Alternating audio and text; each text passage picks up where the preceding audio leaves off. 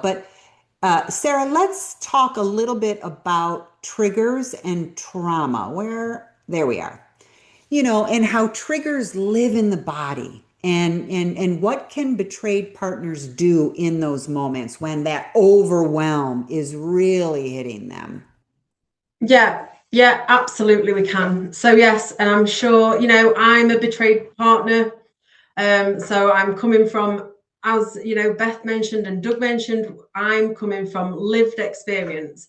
So, when we have that thought, when we have that memory, when we see something that's going to trigger us into that spiral, we need to have the tools to be able to reach for to be able to intercept that spiral, to be able to remind ourselves that we are safe, that we are okay. As we said earlier in the webinar, right here, right now, you are perfectly okay.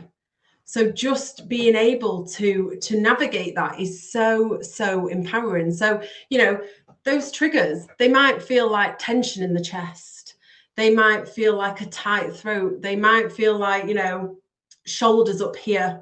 I always, there's a lot of people that hold their shoulders up here. I personally used to feel tension in the jaw. And it's just all about bringing back awareness to the body. Where are those sensations happening? Where are you feeling that trigger, and what can we do about that? So that's where breath work comes in. That's where somatic work comes in, because your nervous system is remembering. Your nervous system is remembering what happened, and that is what's happening in that trigger. And your nervous system can become stuck in that survival mode. So somatic work, it really bypasses that talk, that logic, and that somatic work, it really is important. So instead of trying to think your way out of a trigger, we need to start including that somatic work, because that's where we're holding that stored threat. That stored threat is sitting within the nervous system. So just allowing your body to release that stored stress, to release that stored trauma in ways that are gentle, that are trauma informed, that are compassionate to what you've been through. And that's where root cause therapy is so helpful. I know root cause therapy has been mentioned an awful lot today. But root cause therapy can be so powerful. It helps people gently access those deeper layers, those old emotional wounds, where those beliefs are stored within the soma, within the body, so they can be released rather than staying stuck, rather than the nervous system being activated and triggered consistently, allowing yourself to take that deeper dive. And I just want to reiterate, there's no rush in any of this. Nervous system work, it's done best when you feel safe, when it's not pushed, when it's not rushed.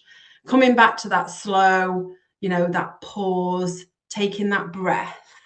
And I think it's really important to mention that your body does know how to heal. Your body does know how to heal. And it's really, it's our job to create that environment and those conditions where that healing can happen.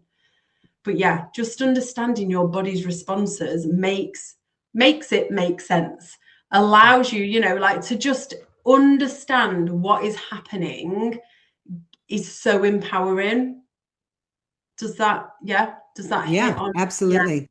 Yeah. Sarah, thank you so much. It's a great explanation. And I'm just gonna cap it off and by saying this, betrayed partners, if you want to be in an environment that is conducive for your healing, then you have to have boundaries. You have to be able to enforce those boundaries. Boundaries without a consequence are requests. That's it. You can request people to do things all day long. But if you do not enforce a consequence, that's all it is. It's a request, and they get to choose whether or not they're going to follow through.